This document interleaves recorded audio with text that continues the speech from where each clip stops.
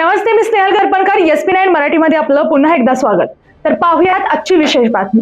जागतिक महिला दिनानिमित्त सांगली येथे महिला सबलीकरण कार्यक्रमाअंतर्गत मुलींना स्वरक्षणासाठी प्रशिक्षणाचे प्रमाणपत्र आणि येलो बेल्ट प्रदान करण्यात आला.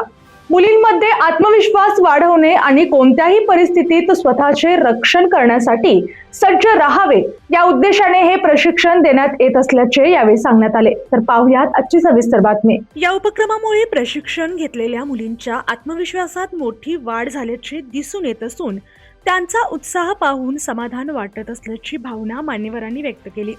यावेळी बोलताना राज्य सरकारने गेल्या वर्षी मुलींची शैक्षणिक फी माफ करण्याचा घेतलेला ऐतिहासिक निर्णय महत्त्वाचा ठरल्याचे सांगण्यात आले.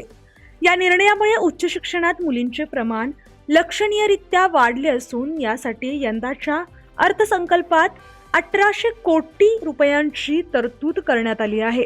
तसेच आगामी काळात कमवा आणि शिका या योजनेच्या माध्यमातून मुलींना इतर शैक्षणिक खर्चासाठीही अधिक मदत करण्याचा मानस व्यक्त करण्यात आला. कार्यक्रमास खासदार विशाल पाटील, आमदार इंद्रिस नायकवडी, जिल्हाधिकारी अशोक काकडे, पोलीस अधीक्षक संदीप भुंगे, समित कदम तसेच इतर मान्यवर उपस्थित होते. याने अशाच बातम्यांसाठी पाहत रहा SP9 Marathi, your time your news. धन्यवाद.